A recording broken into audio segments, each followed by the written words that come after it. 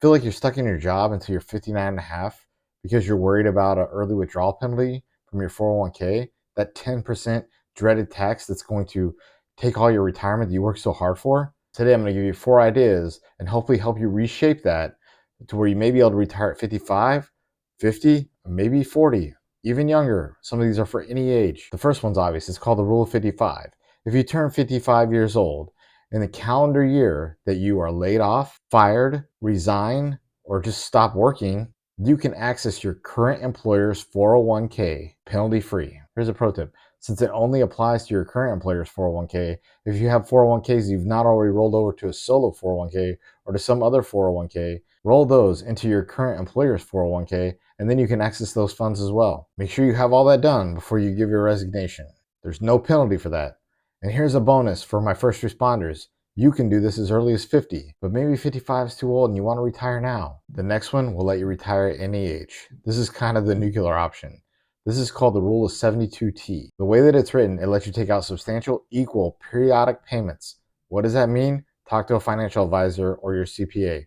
But what the law says, you can take substantial equal periodic withdrawals for 5 years or until you turn 59 and a half, whichever is longer. So if you're 55, you can do this until you're 60, no problem. If you're 50, you have to go from 50 to 59 and a half. If you're 40, you got to go to 59 and a half. So if you're 40, you're going to need 19 and a half years worth of withdrawals in order to make it without any penalties. Now here's an important tip.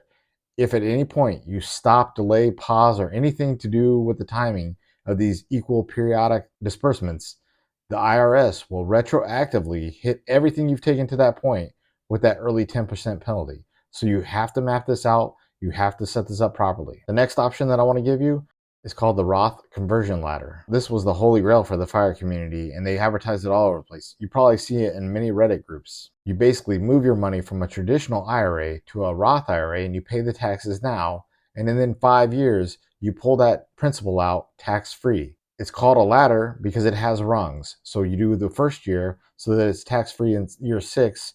You do the second year of converting your traditional to a Roth. Then in year 7, it becomes available, and so on and so on. It takes a lot of planning, but if you do this right, you should do that tax-free early vacation, early retirement that you've been looking for. This next one is called the HSA Shoebox hack, and the name says it all. What it is if you have an HSA, you pay for all your medical stuff cash today, but you keep the receipt. You let that HSA contribution keep adding up tax-free over time. And then at 20 years, you cash out because there's no expiration on when you can be reimbursed. So you take your receipts, you reimburse yourself, and you've gotten that triple tax leverage of the HSA growth over time, and now you're cashing out. Those are 4 quick things that each one could be their own video potentially. What I need you to do is take a look at all 4 of them. One of them is bound to help you. But here's how you really set up your retirement. You look at what age you want to retire by, and you work backwards. Where will you be? How are you going to live? What is your number? If you don't have that information, maybe I'll do another video on how to kind of calculate and be ready. But it's important that you start planning today so that you don't find yourself working for a company until you're 70. And one more pro tip, as you get close to pulling that trigger and retiring, you need to be careful about your income.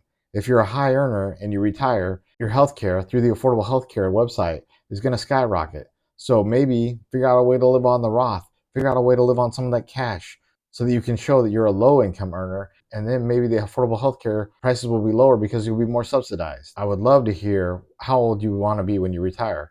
Comment down below, let me know. Also, please subscribe, hit that bell so you don't miss an episode. Stick around, we're going to do great things.